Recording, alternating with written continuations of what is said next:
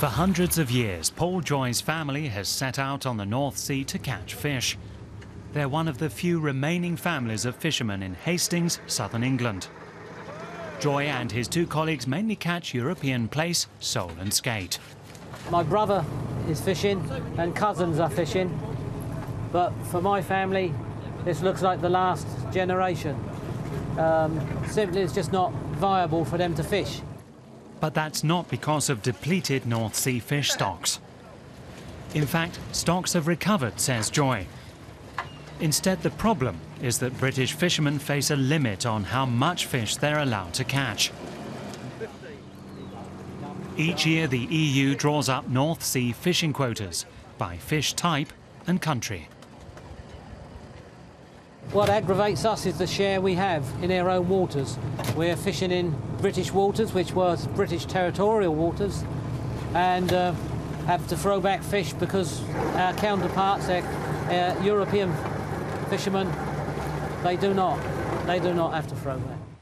That's why nearly all British fishermen voted for Brexit. They want to regain control over their own waters and decide how much to fish. They also want to banish other European fishermen from British waters, like this Dutch vessel. Dutch captain GUIDO BETSEMA spends 80% of the year fishing exclusively in British parts of the North Sea.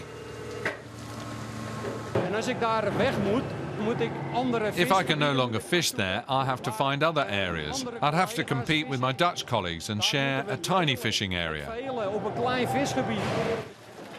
Brexit puts about 50% of the Dutch fishing fleet in peril, says Pim VISSER, who represents the Dutch fishing industry.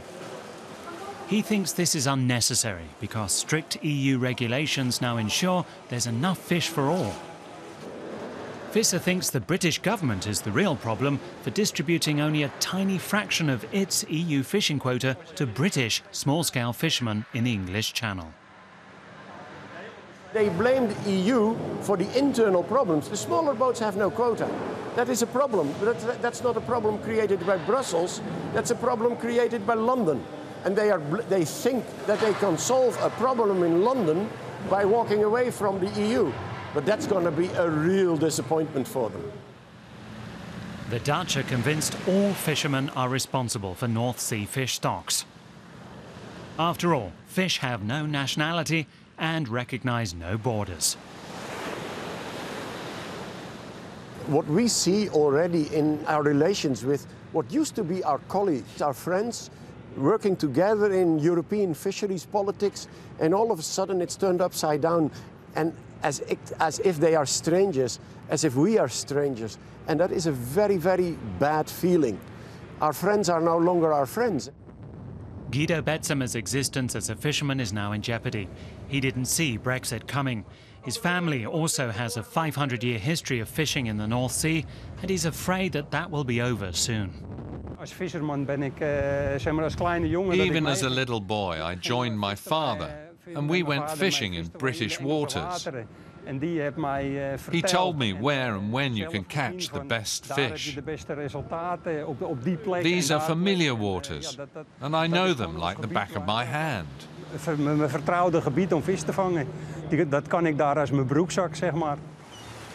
After 8 hours at sea, Paul Joy's small fishing boat returns to Hastings. So overall the catch was okay? Yeah, it's all right, yeah. Not many soles, but there was enough other stuff to make it up, so it was all right. Once back on land, the day's entire catch is sold to Europe, of all places. And that's the problem. Britain's fishermen export the fish they've caught and import their favourite fish, cod, which is the classic main ingredient in fish and chips. The British want to maintain this trade after Brexit. I'm a pragmatist, so I'm fully aware that this is going to be a long-term thing. You have to take it as it comes and see where we sit up at the end of it. But Brexit is a fact. I hope we just carry on and we actually unite to get there at the end of the day. But Joy's worried that the price for free trade in fish will be high. Yeah. Europe is likely to demand precisely what he and other Brexiteers wanted: control over British waters.